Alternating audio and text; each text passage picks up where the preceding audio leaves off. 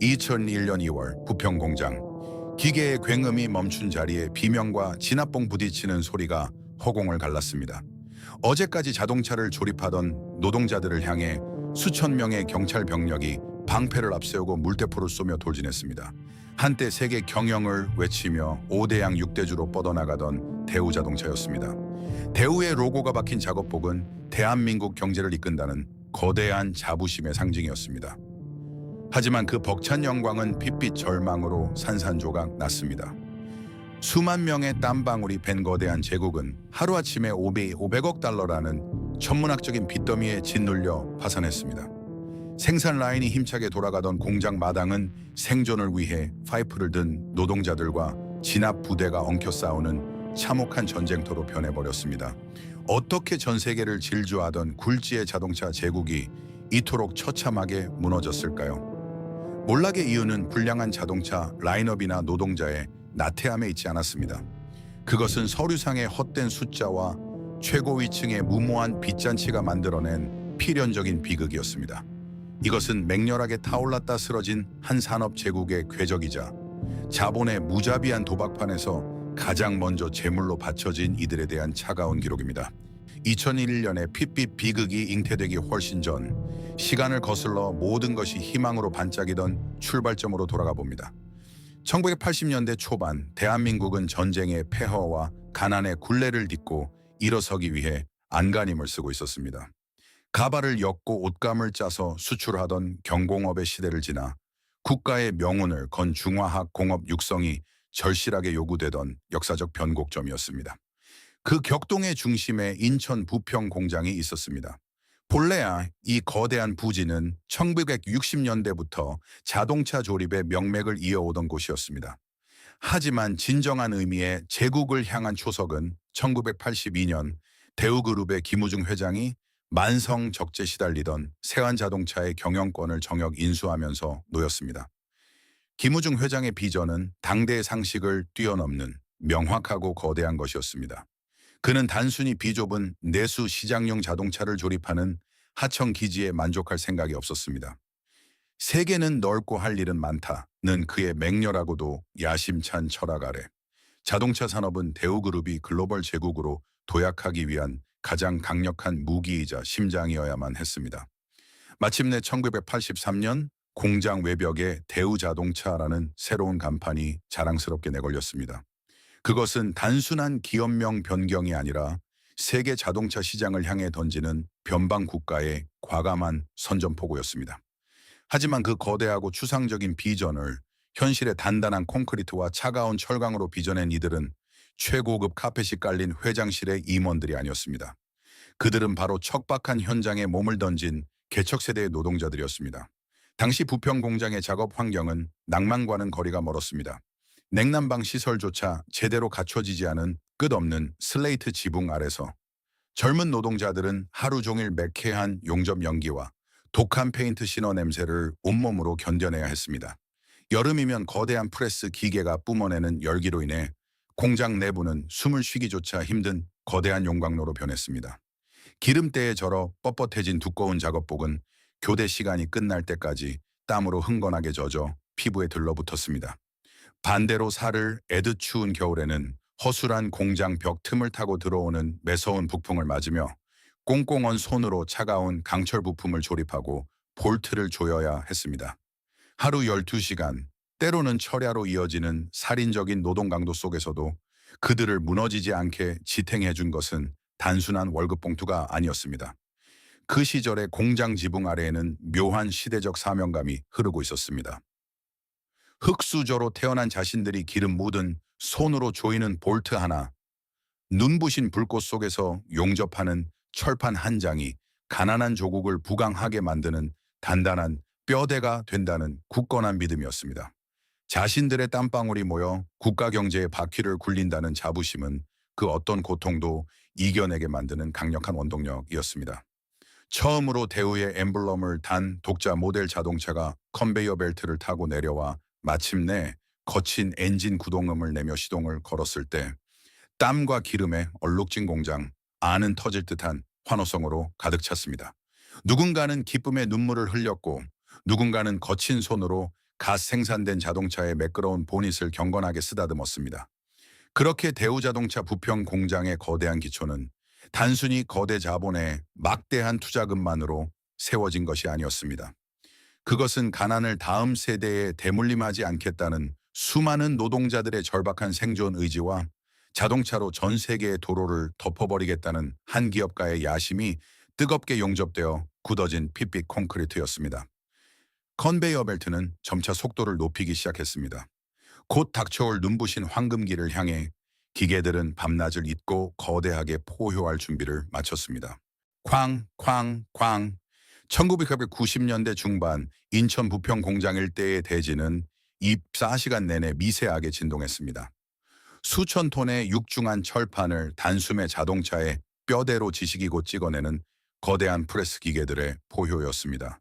하늘을 찌를 듯한 굴뚝에서는 쉴 새 없이 하얀 연기가 뿜어져 나왔고 공장 주변은 늘 뜨거운 금속이 녹아내리는 비릿한 용접 냄새와 독한 페인트 신어향이 짙게 배어 있었습니다.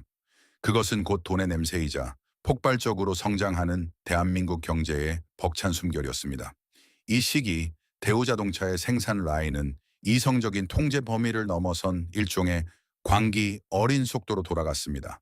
컨베이어 벨트는 단 1초도 멈추는 법이 없었습니다. 주야간 2교대, 때로는 3교대로 투입된 노동자들의 눈은 만성적인 수면 부족으로 붉게 충혈되어 있었지만 그들의 손놀림은 한 치의 오차도 없는 정밀한 기계와 같았습니다. 용접 라인 차체 부대에 들어서면 사방에서 수만 개의 시뻘건 불꽃이 폭죽처럼 터져 올랐습니다.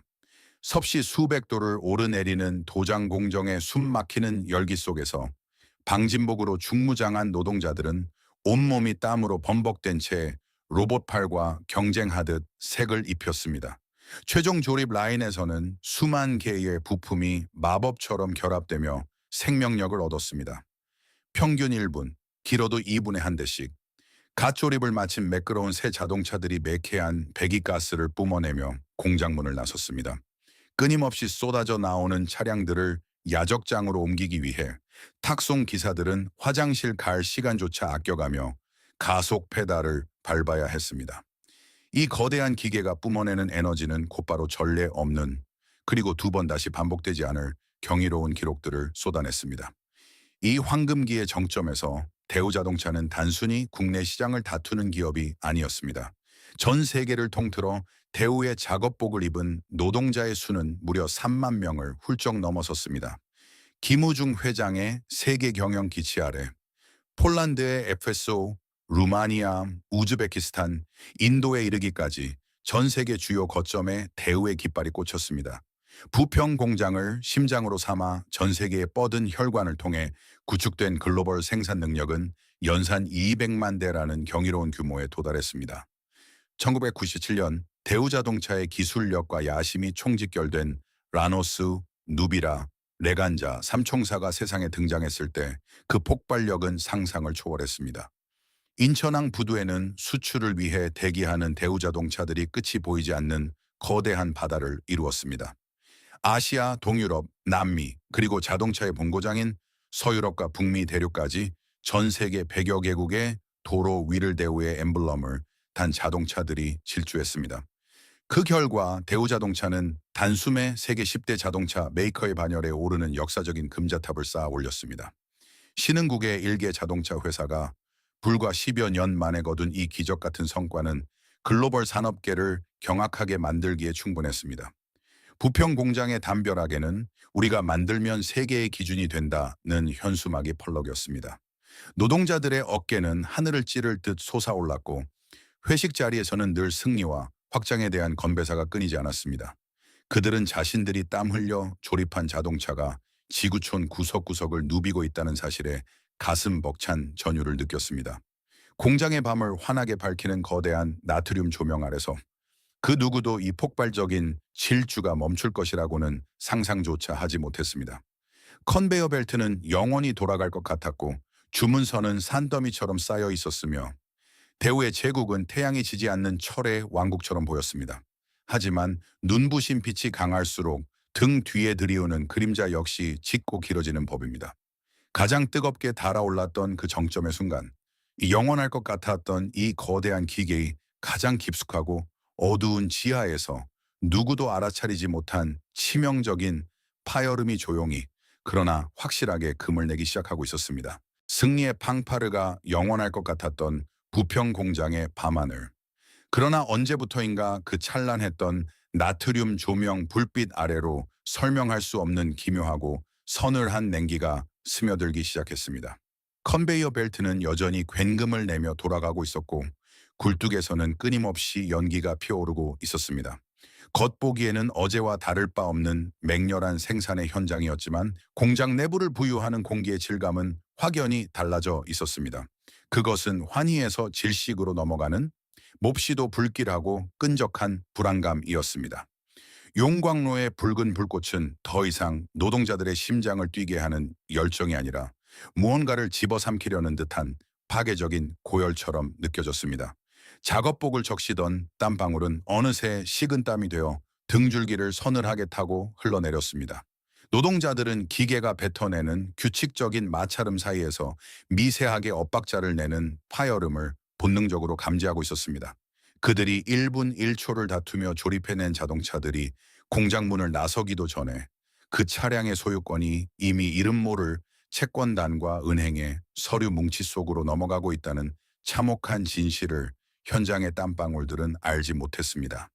겉보기에 거대하고 화려했던 대우의 제국은 사실 단단한 안반 위가 아니라 언제 무너져도 이상하지 않을 썩어 문드러진 늪지대 위에 위태롭게 세워진 거대한 모래성이었던 것입니다.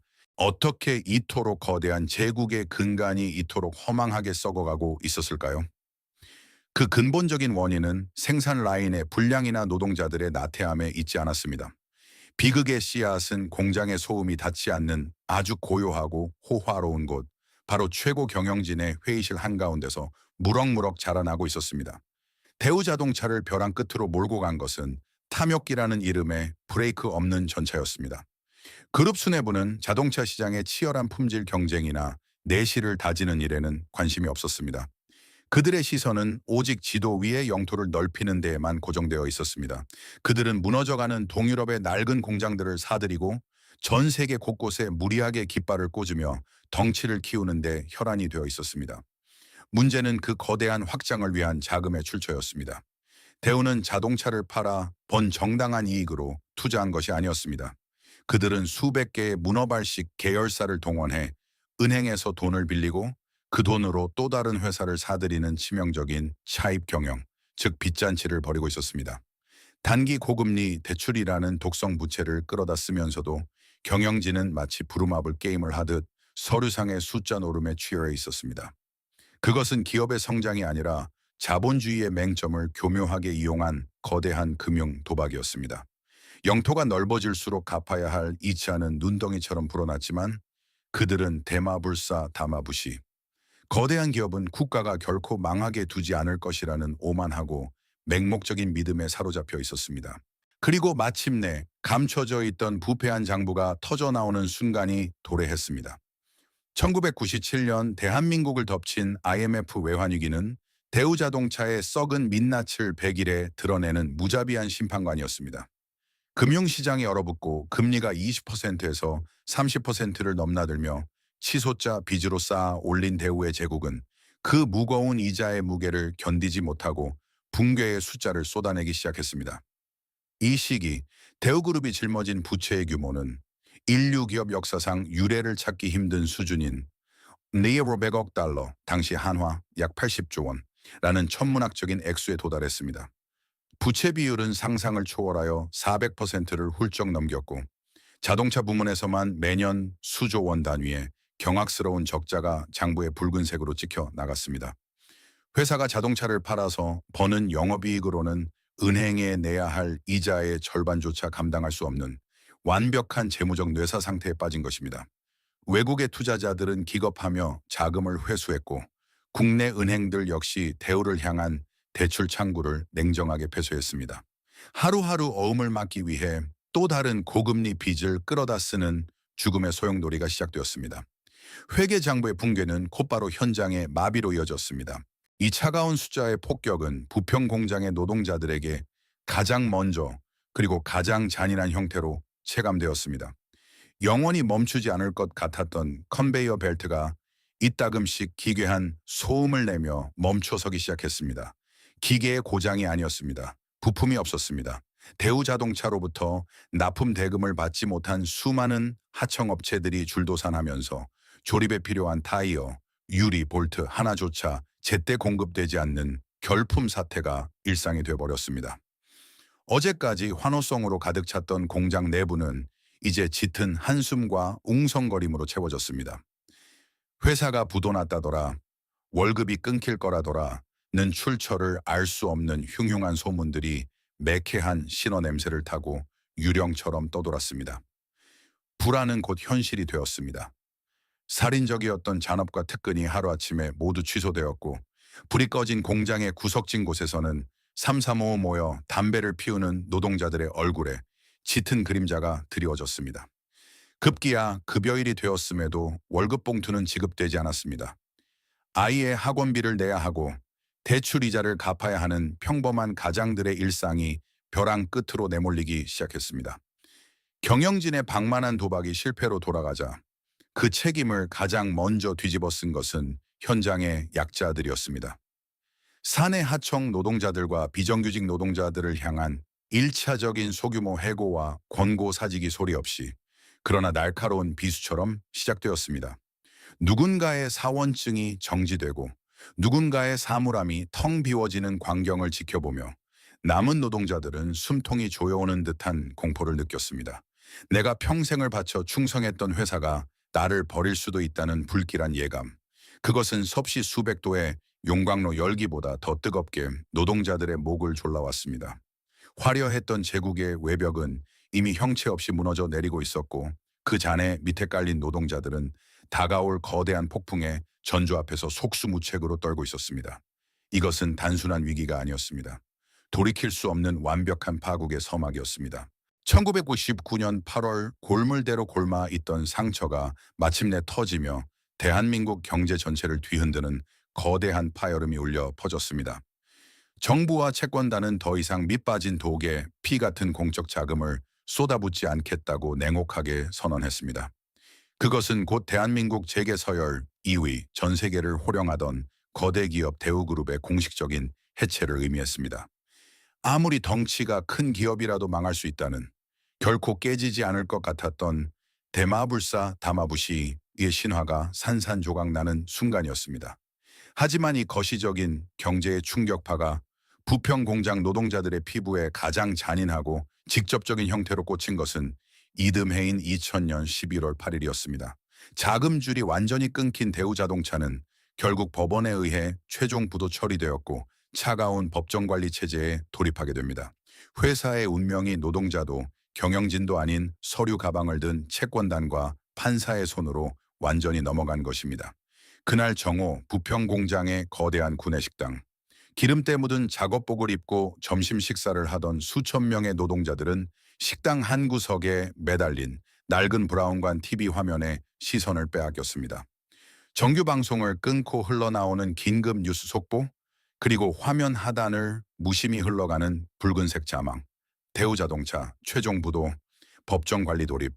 누군가의 거친 손에서 쥐어져 있던 쇠젓가락이 알루미늄 식판 위로 툭 하고 떨어지며 날카로운 금속성 마찰음을 냈습니다. 하지만 수천 명이 모인 거대한 공간에서는 그 작은 소리조차 천둥처럼 들릴 만큼 숨 막히고 끔찍한 정적이 감돌았습니다. 밥을 씹던 입은 멈췄고 국을 뜨던 숟가락은 허공에 멈춰 섰습니다. 그들의 눈동자는 믿을 수 없다는 절망감과 함께 자신이 평생을 바친 거대한 배가 마침내 심해로 가라앉기 시작했다는 뼈저린 현실 감각이 스치고 지나갔습니다. 충격은 이내 참담하고 쓰라린 배신감으로 형태를 바꾸었습니다. 우리가 세계를 경영한다면 호기롭게 외치던, 노동자들에게는 우상이자 아버지만 같았던 그룹의 최고 권력자는 이 모든 붕괴의 책임을 철저히 외면했습니다. 수만 명의 직원이 벼랑 끝에 내몰린 이 절체절명의 시기에 김우중 회장은 이미 해외로 도피하여 종적을 감춘 뒤였습니다. 가장 화려한 조명을 받던 선장은 구명 보트를 타고 어둠 속으로 달아났고, 엔진이 꺼져가는 거대한 타이타닉호에 남겨진 것은 오직 가장 밑바닥에서 석탄을 나르던 선원들, 바로 현장의 노동자들 뿐이었습니다. 그들을 지켜줄 방패는 더 이상 아무것도 남아있지 않았습니다. 최종 부도 사태 이후 부평 공장의 내부 풍경은 기괴할 정도로 변해버렸습니다.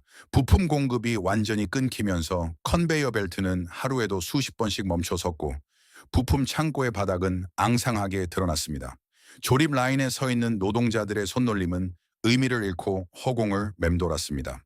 공장 곳곳에는 흉흉한 소문이라는 이름의 유령이 독가스처럼 배회하기 시작했습니다. 채권단 놈들이 회사를 조각조각 찢어서 팔아넘길 거라더라. 아니야, 아예 공장 문을 닫고 부지를 밀어버린다는 이야기도 있어. 쉬는 시간, 자판기 주변이나 흡연 구역에 삼삼오오 모인 노동자들은 담배 연기를 깊게 빨아들이며 출처를 알 수 없는 절망적인 이야기들을 끊임없이 쏟아냈습니다. 언제나 호탕하게 현장을 지휘하던 작업반장의 호통 소리도 사라진 지 오래였습니다. 그저 묵묵히 기계에 기대어 허공을 응시하는 공허한 눈동자들만이 공장을 채우고 있었습니다. 무엇보다 노동자들을 극한의 공포로 몰아넣은 것은 외국 자본의 헐값 인수설이었습니다. 바다 건너 미국의 거대 포식자인 포드 포드와 제너럴 모터스 GM가 피를 흘리며 쓰러진 대우자동차의 숨통을 끊고 헐값에 집어삼키기 위해 입맛을 다지고 있다는 뉴스가 연일 쏟아졌습니다. 미국 놈들이 인수하면 제일 먼저 하는 게 뭔지 알아? 쓸모없는 입을 줄이는 거야. 우리 중 절반은 당장 내일이라도 길거리에 나앉게 될지도 몰라. 용접 마스크 너머로 그리고 컨베이어 벨트 너머로 마주치는 동료들의 눈빛에는 짙은 피로와 함께 형언할 수 없는 극도의 불안감이 일렁이고 있었습니다. 어제까지만 해도 형, 동생 하며 웃음을 나누던 동료가 내일이면 나의 생존을 위협하는 경쟁자가 될 수도 있다는 잔인한 의심이 싹트기 시작했습니다. 공장 내부의 공기는 마치 작은 불씨 하나만 닿아도 거대한 폭발을 일으킬 것처럼 팽팽하고 위태롭게 부풀어 오르고 있었습니다. 자본의 무자비한 칼날이 자신들의 목을 겨누고 있다는 사실을 직감한 노동자들. 그들 머리 위로 피할 수 없는 기하급수적 폭풍이 무서운 속도로 돌진해 오고 있었습니다. 2001년의 겨울 인천 부평 공장에 불어닥친 칼바람은 그 어느 해보다 매섭고 지독했습니다. 해외 도피 중인 경영진이 남긴 천문학적인 빚과 법정 관리의 늪 속에서 회사를 집어삼키기 위해 입맛을 다시던 제너럴 모터스 GM과 채권단은 냉혹한 계산기를 두드리기 시작했습니다.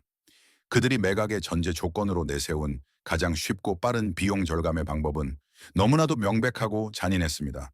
바로 공장을 돌려온 노동자들을 무더기로 잘라내는 것이었습니다.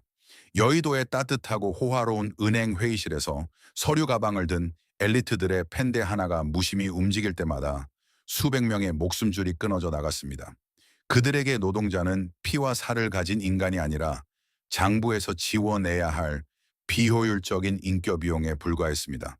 그리고 2001년 2월 16일 그 차가운 자본의 논리가 마침내 부평 공장 현장에 벼락처럼 내리꽂혔습니다. 그날 아침 출근길에 나선 노동자들의 발걸음은 하나같이 각 공구와 식당 앞 게시판으로 쏠렸습니다. 며칠 전부터 소문으로만 무성하던 이른바 살생부, 정리해고, 명단가 마침내 하얀 A4 용지에 인쇄되어 나붙은 것입니다. 총 1,750명, 부평 공장 생산직 노동자의 약 3분의 1에 달하는 어마어마한 숫자였습니다. 게시판 앞에는 수백 명의 노동자들이 숨을 죽인 채 몰려들었습니다. 두꺼운 작업복을 입은 서로의 어깨가 부딪혔지만 누구 하나 입을 여는 사람은 없었습니다. 기름때가 까맣게 벤 투박하고 거친 손가락들이 빽빽하게 인쇄된 글씨들 사이를 덜덜 떨며 더듬어 내려갔습니다. 자신의 이름표를 찾는 그 짧은 몇 초의 시간은 마치 영겁의 지옥 같았습니다. 내 이름, 내 이름이 왜 여기에 있어? 명단에서 자신의 이름 석자를 발견한 어느 40대 가장의 입에서 짐승의 신음 같은 쉰 목소리가 터져 나왔습니다. 그는 마치 다리에 총을 맞은 사람처럼 그 자리에 털썩 주저앉아 낡은 안전모를 부여잡고 오열하기 시작했습니다. 옆에 서 있던 젊은 노동자는 믿을 수 없다는 듯 자신의 얼굴을 감싸 쥐었고 십수년을 함께 일해 온 동료의 이름을 확인한 늙은 작업반장은 붉게 충혈된 눈으로 애꿎은 담배만 거칠게 씹어 삼켰습니다. 하얀 종이 위에 검은 잉크로 무심히 박힌 이름들. 그것은 평생 기계와 씨름하며 가족을 먹여 살려온 이들에게 내려진 묻지도 따지지도 않는 잔인한 사형 선고였습니다. 슬픔과 절망은 곧이어 주체할 수 없는 배신감과 폭발적인 분노에 용암으로 들끓기 시작했습니다. 우리가 도대체 뭘 잘못했습니까? 회장이 수십조 원을 빼돌리고 도망칠 때 우리는 신어 냄새 맡아가며 철야로 기계만 돌린 죄밖에 없습니다. 누군가의 처절한 외침이 얼어붙은 공장 마당의 공기를 날카롭게 찢었습니다. 그들의 분노는 너무나 정당했습니다. 쇳가루를 마시며 폐를 망가뜨리고 거대한 프레스 기계에 손가락이 잘려나가면서도 내 조국, 내 회사를 세계 최고로 만들겠다는 자부심 하나로 버텨온 청춘이었습니다. 회사가 위태롭다라고 할 때 가장 먼저 임금을 동결하고 상여금을 반납하며 고통을 분담했던 것도 바로 이들이었습니다. 그런데 회사를 거대한 도박장으로 만든 진짜 범인들은 아무도 책임지지 않은 채 멀쩡히 살아남고 오직 밑바닥에서 충성스럽게 일한 노동자들만이 길거리로 쫓겨나야 한다는 끔찍한 불공정. 수백억 원의 빚을 진 자본가는 면죄부를 받고 자동차 한 대 살 돈도 없는 노동자는 생존권을 박탈당하는 이 기막힌 현실 앞에서 노동자들의 이성은 완전히 끊어졌습니다. 그들이 흘린 눈물은 억울함을 넘어선 체제를 향한 피눈물이었습니다. 우리는 기계 부품이 아니다. 쓰다 버리는 일회용품이 아니다. 생존의 벼랑 끝으로 등 떠밀린 1,750명의 해고 노동자들과 그들의 아픔에 동참한 수천 명의 동료들은 더 이상 묵묵히 짐을 싸서 집으로 돌아갈 생각이 없었습니다. 그들은 자신들의 청춘과 피땀이 녹아있는 공장을 외국 자본의 입에 고스란히 바칠 수 없었습니다. 결단이 내려졌습니다. 작업복 주머니에서 스패너와 용접기 대신 붉은색 머리띠가 꺼내졌습니다. 당열투쟁이라는 네 글자가 이마에 선명하게 묶였습니다. 거대한 굉음을 내며 돌아가던 컨베이어 벨트의 전원 스위치가 노동자들의 손에 의해 완전히 내려졌습니다.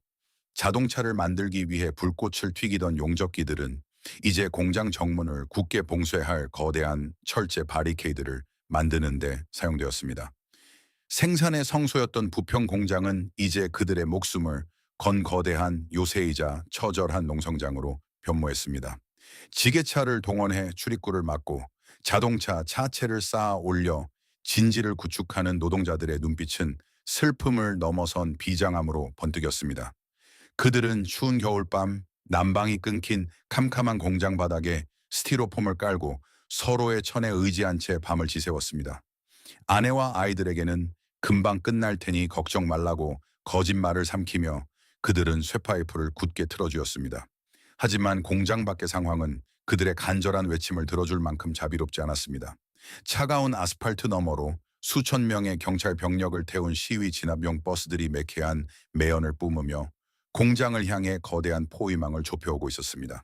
방패와 진압봉으로 무장한 공권력의 검은 그림자가 평생 볼트만 조이던 노동자들의 바리케이드 위로 짙게 드리워지고 있었습니다.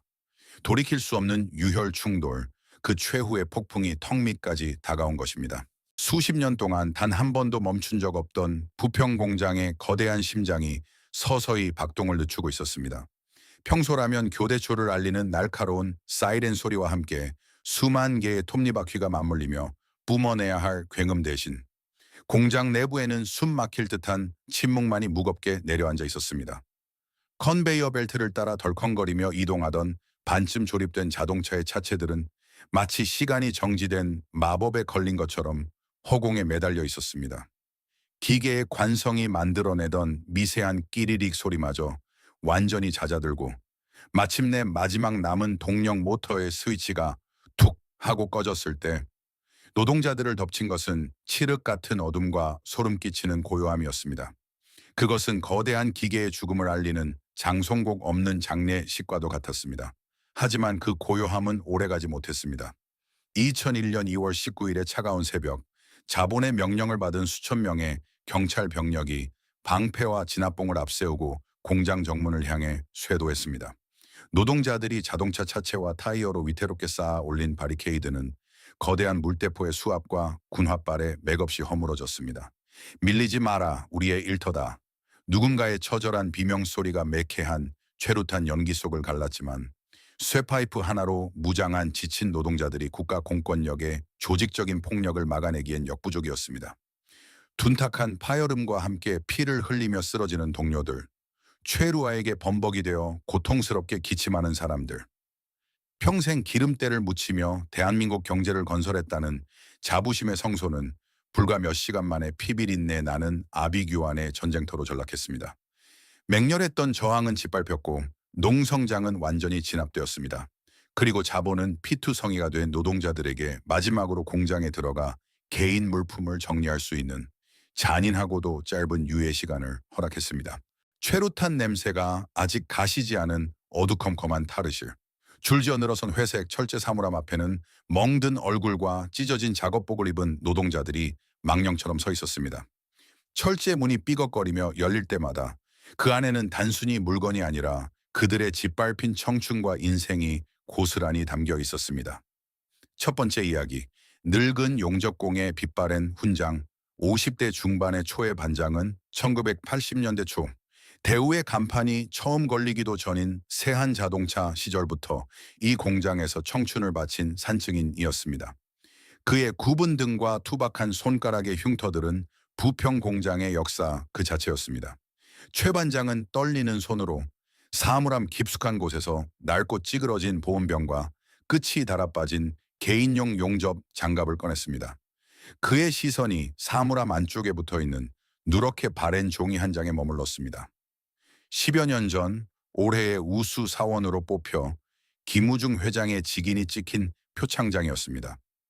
그날 그는 세상을 다 가진 듯 기뻐하며 아내와 삼겹살에 소주를 기울였고 이 회사가 평생 자신의 가족을 지켜줄 거라 굳게 믿었습니다. 하지만 이제 그 표창장은 쪼가리 휴지보다 못한 조롱거리로 전락했습니다. 최 반장은 묵묵히 표창장을 떼어내 반으로 접어 주머니에 찔러 넣어놓았습니다. 그의 핏발선 눈가에서 신어 연기에도 평생 흘리지 않았던 굵은 눈물방울이 툭 떨어져 기름때 묻은 안전화 위로 부서졌습니다. 두 번째 이야기, 아버지의 약속이 담긴 크레파스 그림. 조립 라인에서 일하던 30대 가장, 정민의 사물함 문 안쪽에는 삐뚤빼뚤한 크레파스 그림이 여러 장 붙어 있었습니다. 7살 난 딸이 그려준 우리 아빠 자동차 만드는 슈퍼맨이라는 그림이었습니다. 정민은 잔업과 특근에 시달려 파김치가 된 몸으로 사물함을 열 때마다 그 그림을 보며 피로를 잊곤 했습니다. 그는 딸에게 약속했었습니다. 아빠가 이번에 상여금 나오면 우리 딸 예쁜 자전거 꼭 사줄게. 하지만 상여금은커녕 몇 달치 월급이 체불되었고 이제 그는 직장마저 잃은 실업자가 되었습니다. 정민은 조심스럽게 행여나 그림이 찢어질세라 손끝을 바들바들 떨며 테이프를 떼어냈습니다. 크레파스 그림을 자신의 가슴팍에 품은 그는 바닥에 주저앉아 짐승처럼 오열했습니다. 무능한 아버지가 되어버렸다는 자괴감, 그리고 당장 내일부터 가족을 어떻게 먹여 살려야 할지 막막한 공포가 그의 억센 어깨를 짓눌렀습니다. 세 번째 이야기, 비정규직 청년의 한 번도 신지 못한 새 안전화, 가장 구석진 사물함 앞. 20대 후반의 하청업체 비정규직 노동자 민수는 말없이 빈 박스에 자신의 물건을 쓸어 담고 있었습니다. 그의 사물함 안에는 아직 한 번도 신지 않은 빳빳하고 깨끗한 새 안전화 한 켤레가 놓여 있었습니다. 불과 한 달 전 곧 정규직으로 전환될지도 모른다는 희망 섞인 소문을 듣고 큰맘 먹고 시장에서 직접 구입한 것이었습니다. 정규직 선배들처럼 가슴에 당당하게 대우 로고가 박힌 작업복을 입고 일하는 것. 자신이 조립한 자동차를 직접 사서 어머니를 태워드리는 것. 그것이 민수의 소박한 꿈이었습니다. 하지만 하청업체 직원이었던 그는 해고 통지서조차 받지 못했습니다. 원청의 부도와 동시에 업체가 공중분해되면서 말 그대로 길거리에 내동댕이 쳐진 것입니다. 민수는 씁쓸한 미소를 지으며 새 안전화를 쓰레기통에 처박았습니다. 희망은 처음부터 그를 위한 것이 아니었음을 깨달은 청년의 등 뒤로 텅 빈 사물함 문이 쾅 하고 닫혔습니다. 자신의 짐이 담긴 종이 상자를 하나씩 가슴에 품고 해고 노동자들은 좀비처럼 무거운 발걸음을 이끌며 공장 정문을 향해 걸어갔습니다. 그들이 평생을 바쳐 닦아온 매끄러운 공장 바닥은 오늘따라 유난히 차갑고 낯설게 느껴졌습니다. 방패를 든 경찰들이 그들이 나가는 길, 양옆으로 차가운 도열을 한 채 서 있었습니다. 마침내 마지막 노동자가 정문 밖으로 걸음을 내딛는 순간 수십 년 동안 매일 아침 수만 명의 노동자들을 품어주었던 거대한 철문이 육중한 굉음을 내며 천천히 그리고 완전히 닫혔습니다. 철컹, 자물쇠가 채워지는 차가운 금속성 소리가 부평의 하늘에 울려 퍼졌습니다. 그 소리는 하나의 제국이 공식적으로 사망했음을 알리는 단두대의 칼날 떨어지는 소리였습니다. 공장 밖으로 밀려난 사람들은 멍한 눈으로 굳게 닫힌 정문과 높은 담장 위를 쳐다보았습니다. 방금 전까지 자신의 인생 전부였던 공간이 이제는 영원히 들어갈 수 없는 금지구역이 되어버렸습니다. 차가운 겨울바람이 종이 상자를 안고 선 노동자들의 헝클어진 머리칼을 흐트려 놓았습니다. 그들은 뒤를 돌아보았지만 그들이 돌아갈 곳은 어디에도 없었습니다. 어제까지 대우라는 거대한 우주 안에서 반짝이던 별이었던 그들은 이제 부평의 잿빛 아스팔트 위를 떠도는 길 잃은 그림자가 되어 뿔뿔이 흩어지기 시작했습니다. 공장 안에서는 거대한 기계가 죽었고 공장 밖에서는 수천 명의 인생이 산산조각난 잔인토록 완벽한 마지막 날이었습니다. 정문이 굳게 닫히고 노동자들의 붉은 피가 아스팔트 위에서 말라가던 그해 겨울이 지나고 자본은 무심하고도 신속하게 전리품을 챙겼습니다. 2002년 10월 바다 건너에서 날아온 미국의 거대 자동차 기업 제너럴 모터스 GM은 피 흘리며 쓰러진 대우자동차의 숨통을 마저 끊고 그 거대한 심장을 차지했습니다. 한때 세계 10대 자동차 메이커를 호령하며 전 세계의 거미줄 같은 네트워크를 자랑했던 대우자동차의 자산 가치는 참혹할 정도로 난도질당했습니다. GM이 부평 공장을 비롯한 대우자동차의 핵심 알짜 자산들을 집어삼키며 지불한 금액은 불과 12억 달러, 약 1조 4천억 원 남짓이었습니다. 그것은 김우중 회장이 남긴 500억 달러라는 천문학적인 부채에 비하면 먼지 같은 액수이자 수십 년간 노동자들이 흘린 피땀의 가치를 처참하게 짓밟는 굴욕적인 헐값이었습니다. 자본의 논리 앞에서 수만 명의 청춘이 갈려 들어간 제국은 그저 연말 할인 매장에 나온 떨이 상품에 불과했습니다. 하지만 진정한 묘비명은 그로부터 10년 뒤에 세워졌습니다. 2011년 GM은 마침내 한국 시장에서 대우라는 이름 자체를 영원히 지워버리기로 결정합니다. 부평 공장의 지붕 위 30년 가까이 인천의 밤하늘을 밝히며 노동자들의 나침반이 되어주었던 거대한 대우의 다이아몬드 쌍연주. 엠블럼이 철거반의 산소용 접기에 의해 잘려나갔습니다. 날카로운 쇳소리와 함께 대우의 로고가 크레인에 매달려 땅바닥으로 곤두박질치는 순간 그 자리에는 차가운 금속성의 쉐보레 십자가 로고가 새로이 내걸렸습니다. 대우자동차는 공식적으로 서류상에서 그리고 물리적인 세상에서 완벽하게 멸종되었습니다. 이제 그곳은 대한민국 경제의 심장이 아니라 다국적 기업의 수많은 하청 조립 기지 중 하나인 한국 GM으로 앙상하게 남게 되었습니다. 그렇다면 이 거대한 제국을 맨손으로 빚어냈던 그리고 2001년 가장 먼저 거리로 쫓겨났던 1,750명의 노동자들은 어떻게 되었을까요? 통계가 보여주는 그들의 그 이후는 참혹한 전쟁의 사상자 명단과 다르지 않았습니다. 직장과 함께 삶의 터전을 잃어버린 해고 노동자들 중 상당수는 극심한 외상 후 스트레스 장애 PTSD와 우울증에 시달렸습니다. 경제적 파탄은 곧바로 가정의 붕괴로 이어졌습니다. 추적 조사 결과 해고자 가정의 상당수가 이혼의 아픔을 겪거나 신용불량자로 전락했습니다. 일용직 건설 현장을 전전하다 산업 재해로 목숨을 잃거나 끝없는 절망의 무게를 이기지 못하고 스스로 생을 마감한 노동자들의 비보가 해마다 부평의 우울한 하늘을 맴돌았습니다. 물론 기나긴 투쟁 끝에 복직의 약속을 받아내어 다시 쉐보레 마크가 찍힌 작업복을 입고 공장으로 돌아간 이들도 있었습니다. 하지만 그들의 눈빛에는 과거 세계를 호령하던 대우 시절의 그 벅찬 자부심은 더 이상 존재하지 않았습니다.